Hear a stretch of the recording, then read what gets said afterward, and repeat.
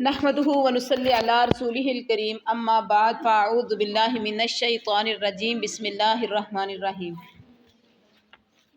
نہم class کا ترجمۃ القرآن کریم اور ترجمۃ القرآن کریم کی جو آج ہم نے سورہ پڑھنی ہے وہ سورہ ہے السجدہ۔ سجدہ نہیں ہے، سجدہ، سج جیم کے اوپر قلقلہ کریں گے، سجدہ، سورۃ السجدہ۔ تو سورۃ السجدہ جو ہے یہ سورہ سجدہ مکی ہے اور اس کی آیات 30 اور اس میں رکوع بتائیں کتنے رکوع ہیں؟ 3 رکوع ہیں۔ اور ترتیب کے حساب سے اس کی تعداد 32 ہے اور نزول کے اعتبار سے 75 آیت نمبر 75 ہے۔ سب سے پہلے تو ہم سورۃ السجدہ کے بارے میں پڑھیں گے کہ اس کا تعارف اور اس کے مضامین کیا ہیں۔ ٹھیک ہو گیا؟ اگر آ جائے کہ سورۃ السجدہ کا تعارف لکھیں تو پھر اس کا ہاف کوسچن جو ہم بتائیں گے، یعنی اسی میں کوشش ہوگی کہ تعارف اور مضامین اکٹھے ہی کر دیے جائیں تاکہ آپ کی آسانی ہو جائے اور زیادہ لانگ نہ ہو۔ اور دوسری بات یہ ہے کہ اگر آپ کو تعارف آ جائے تو پھر اسی حساب سے کرنا ہے، اگر آپ کو مضامین آ جائے تو پھر آپ نے اس میں سے مضامین نکال لینے اور اگر آ جائے تفصیلی نوٹ تو پھر تعارف بھی اور مضامین بھی اکٹھے آپ نے سولو کرنے ہوں گے۔ یہ سورہ سجدہ مکی ہے، اس میں 3 رکوع اور 30 آیات۔ سورۃ سجدہ کی آیت نمبر 15 آیت نمبر 15 آیت نمبر جو وہ آیت سجدہ ہے۔ اس مناسبت سے اس سورت کا نام سورہ سجدہ رکھا گیا ہے۔ اس سورہ کا نام تنزیل السجدہ اور الف لام میم السجدہ بھی ہے۔ تنزیل السجدہ اور الف لام میم السجدہ بھی ہے۔ یہ 3 نام ہیں اس کے، سورۃ السجدہ، تنزیل السجدہ، الف لام میم السجدہ۔ سورۃ سجدہ کے فضائل آپ نے موٹی سی ہیڈنگ دینی ہے۔ سورۃ السجدہ سے حضرت محمد الرسول اللہ خاتم النبیین صلی اللہ علیہ وسلم کو خاص محبت تھی۔ اس سورہ سجدہ سے آپ صلی اللہ علیہ وسلم کو خاص محبت تھی۔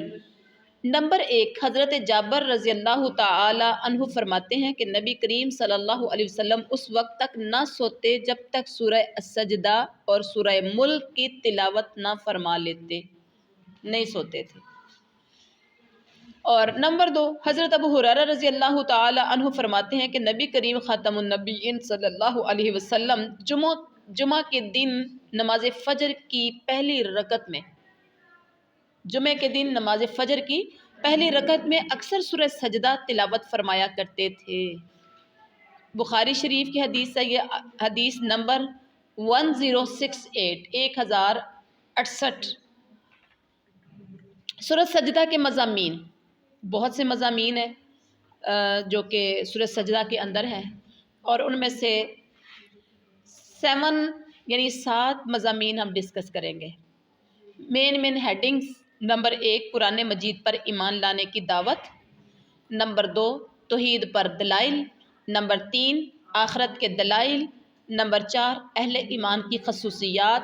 اب جب آئے نا سورۃ السجدہ کے مضامین، سورۃ سجدہ کے مضامین درج ذیل ہیں۔ نمبر 1، نمبر 2، نمبر 3، یہ سارے کل کسی نے ٹیسٹ میں اس طرح سے کیا ہوا تھا اور بڑا اچھا تھا۔ یہ نمبرنگ کے حساب سے پہلے وہ کریں پھر ان کی آگے ڈیٹیل لکھیں۔ انڈرسٹینڈ؟ اہل ایمان کی خصوصیات نمبر 4۔ نمبر 5، پیغمبر رحمت صلی اللہ علیہ وسلم کو تسلی۔ نمبر 6، عذاب الہی۔ نمبر 7، اچھے اور برے لوگوں کا انجام۔ تو یہ ہیں اس کے مضامین۔ اب قرآن مجید میں ایمان لانے کی نمبر 1، جو قرآن مجید پر ایمان لانے کی دعوت کیا ہے، سورۃ سجدہ میں قرآن مجید پر ایمان لانے کی دعوت دی گئی ہے۔ ایمان لانے کی دعوت دی گئی ہے۔ کفار سے کہا گیا کہ قرآن مجید وہ کتاب ہے جو ہر قسم کے شک و شبہ سے پاک ہے، اس کا منزل من اللہ ہونا واضح ہے، اللہ کی طرف سے اترنا واضح ہے۔ قرآن جن حقیقتوں کو تمہارے سامنے پیش کرتا ہے، عقل سے کام لے کر خود سوچو کہ ان میں کیا چیز ہے جو سب سے زیادہ مختلف ہے، کون سی وہ چیز ہے جو لوگوں کو اپنی طرف اٹریکٹ کرتی ہے، کھینچتی ہے۔ دیکھا جائے تو بڑے بڑے کفار جو تھے مسلمان ہوئے تھے، آخر کوئی چیز تھی تو ذرا غور تو کرو۔ نمبر 2 ہے کہ توحید پر دلائل۔ اس سورہ مبارکہ میں توحید پر واضح دلائل دیے گئے ہیں۔ بتایا گیا کہ یہ نظام کائنات پوری دنیا کا، پوری کائنات کا جو نظام ہے، رات دن، صبح شام، بارش آندھی، اور یہ چاند سورج ستارے، یہ سب پورے کائنات کا نظام توحید پر دلالت کر رہا ہے۔ خود تمہارے نفس کے اندر توحید کے بے شمار دلائل موجود ہے، تمہارے اپنے نفس کے اندر۔ سبحان اللہ۔ ابھی سانس بند ہو جائے چلتا چلتا، کوئی مائک کا لال آپ کا سانس بحال نہیں کر سکتا۔ آپ کی آنکھ کا نور ختم ہو جائے، کوئی آنکھ کا نور واپس نہیں لا سکتا۔ زبان گنگ ہو جائے، کوئی زبان کے اندر قوت گویائی نہیں پیدا کر سکتا۔ کانوں کی سماعت ختم ہو جائے، کوئی لا نہیں سکتا۔ اور اگر کسی کے اپنے جسم کے اندر سے جان نکل جائے، کوئی دوبارہ ڈال نہیں سکتا۔ آخرت کے نمبر 3، آخرت کے دلائل۔ اس سورہ مبارکہ میں آخرت کے دلائل بیان کیے گئے ہیں۔ مشرکین مرنے کے بعد دوبارہ زندہ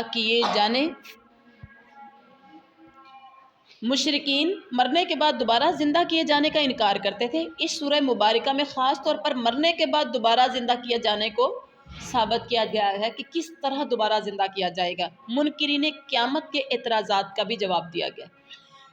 نمبر 4، اہل ایمان کی خصوصیات۔ قرآن پر ایمان لانے والوں کی بعض خصوصیات کی طرف اشارہ ہے کہ جو لوگ تکبر سے پاک ہیں اور جن کی نگاہوں میں حق کی عزت ہے، وہ اس پر ایمان لائیں گے۔ یہ لوگ اس کی آیات سن کر اپنے سر جھکا دیتے ہیں، راتوں میں اٹھ اٹھ کر۔ کون سے لوگ ہیں؟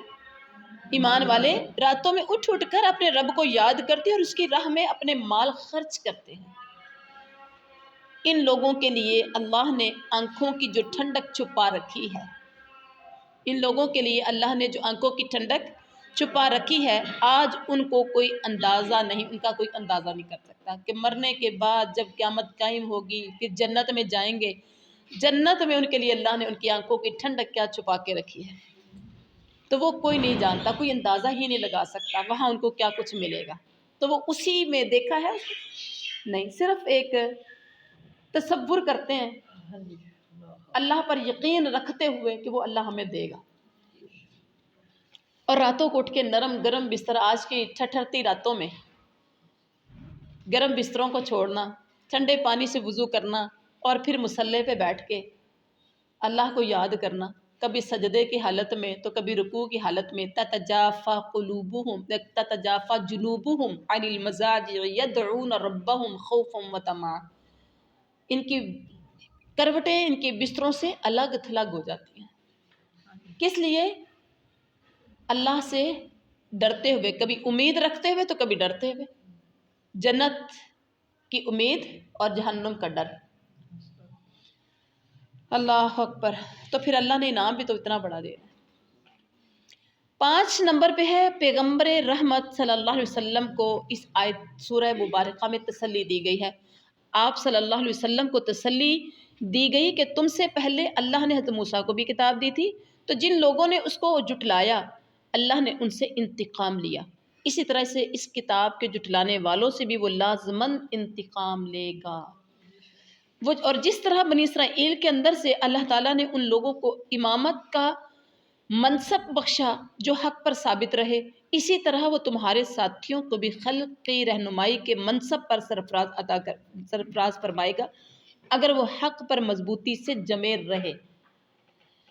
حضرات انبیاء اور ان کی قوموں کی تاریخ کی طرف اجمالی اشارہ کیا گیا ہے کہ تاریخ کی شہادت اسی حقیقت کو ثابت کر رہی ہے، تاریخ کی حقیقت اسی گواہی کو ثابت کر رہی ہے، یعنی اسی حقیقت کو ثابت کر رہی ہے کہ بشرط کہ لوگوں کے پاس سننے والے کان اور دیکھنے والی آنکھیں ہوں۔ پہلے انبیاء کی قوموں کا تذکرہ، نبیوں کا تذکرہ، ان کے ساتھ لوگوں نے کیا کیا۔ اگر صحیح آپ کے سننے کے لیے کان ہوں، دیکھنے کے لیے آنکھیں ہوں، تو یقیناً ہم سب اسے عبرت حاصل کریں گے۔ لیکن پڑھتے سب ہیں، پڑھتے سب ہیں، لیکن وہ والی آنکھیں اور وہ کان ہمارے پاس نہیں ہیں جس سے ہم عبرت حاصل کریں۔ نمبر 6 پہ عذاب الہی۔ اس سورہ مبارکہ میں اللہ تعالیٰ نافرمانوں پر بڑے بڑے عذاب اور بڑے بڑے عذابات سے پہلے چھوٹے چھوٹے عذاب بھیجتا ہے۔ یعنی جب انسان نافرمانیاں کرتا ہے تو نافرمانیوں کی وجہ سے ان لوگوں پر پہلے چھوٹے چھوٹے عذاب آتے ہیں، پھر بعد میں بڑے بڑے آتے ہیں، کبھی بیماری کی شکل میں، کبھی پریشانی کی شکل میں، کبھی تنگی کی شکل میں، کبھی خوف کی شکل میں، مختلف طرح کے پہلے چھوٹے چھوٹے جھٹکے لگتے ہیں، وہ جیسے کہتے ہیں نا ٹھڈے لگتے ہیں۔ اور کئی بار ایسا ہوتا ہے کہ بندہ گر گر کے سنبھل جاتا ہے، کہتے ہیں نا گر گر کے سنبھل جاتا ہے۔ چھوٹا بچہ چلنے سے پہلے کرولنگ کرتا ہے، چھوٹے چھوٹے ٹھڈے کھاتا ہے، وہ چھوٹے چھوٹے نقصان اٹھاتا ہے، پھر چلتا ہے، سنبھل جاتا ہے۔ تو اللہ بھی ہمیں صحیح راستے پہ چلانے کے لیے یا صحیح راستے پر چلانے کے لیے، یا یوں کہہ لیں کہ انسانوں کو ٹھیک کرنے کے لیے، ان کی ڈائریکشن ٹھیک کرنے کے لیے پہلے چھوٹے چھوٹے جھٹکے لگاتے ہیں۔ بڑے عذاب، آخرت کا عذاب بڑا عذاب ہے نا، بڑے عذاب سے پہلے دنیا میں چھوٹی چھوٹی پریشانیوں، مصیبتوں، تنگیوں میں چھوٹے چھوٹے جھٹکوں سے پہلے اس کو جھٹکا دیتا ہے کہ ٹھیک ہو جو، سنبھل جاؤ سنبھل جاؤ۔ عقل مند سنبھل جاتے ہیں، بے وقوف نہیں سنبھلتے، وہ اور بڑھ جاتے ہیں نافرمانیوں میں۔ یہ اللہ کا قانون ہے، اچانک اللہ عذاب نہیں دیتا، ذہن میں رکھیے، تاکہ یہ لوگ گناہوں سے باز آ جائیں اور اللہ تعالیٰ کی طرف رجوع کر لیں۔ نمبر 7 اچھے اور برے لوگوں کا انجام۔ قیامت کے دن اچھے اور برے لوگوں کا کیا انجام ہونے والا ہے، اس سورہ مبارکہ میں وضاحت کر دی گئی ہے کہ اللہ تعالیٰ اپنے فرما بردار بندوں کو، اپنے پیارے بندوں کو، اپنے نیک بندوں کو اللہ تعالیٰ جنت، اور اپنے نافرمانوں کے ساتھ ایک ہی معاملہ نہیں کرنے والا، ان کو اور ان کو ایک ہی جنت میں، یا دونوں کو ہی جہنم میں، یا دونوں کو ایک ہی جگہ پر نہیں، دونوں کا معاملہ الگ الگ ہوگا۔ ان نافرمانوں کو آخرت میں جو جزا، نافرمانوں کو جو سزا ہونی ہے وہ تو ہوگی ہی، اس دنیا میں بھی اللہ ان کو سزا دے گا، تاکہ وہ متنبع ہونا چاہیں تو متنبع ہو جائیں، اگر وہ خبردار ہونا چاہیں جھٹکوں سے، تھوڑے تھوڑے چھوٹے چھوٹے عذابات سے، تو وہ خبردار ہو جائے۔ جس نے سمجھنا ہے وہ سمجھ جائے، کہتے ہیں نا سمجھنے والے سمجھ گئے اور چپ رہے نادان، تو یہ ایسا ہی معاملہ ہے۔ دونوں کے اگر کام الگ ہیں تو ان کے انجام بھی الگ ہیں۔ سبحان ربک رب العزت عما یصفون وسلام علی المرسلین والحمد للہ رب العالمین۔